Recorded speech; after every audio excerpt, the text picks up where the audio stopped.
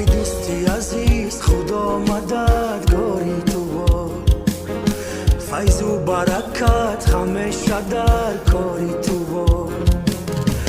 من سوی خدا دعا کنم جوره جان، در ملک غریبی ها خدا یاری تو باد.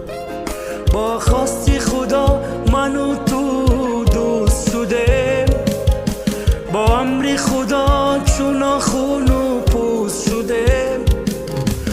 بر دوستی ما چشم نفتد مدام، اندر ره کج بوده ملک راست شده.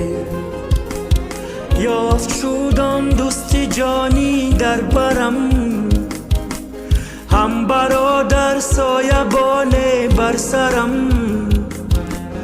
دوستی ما این فقط بهر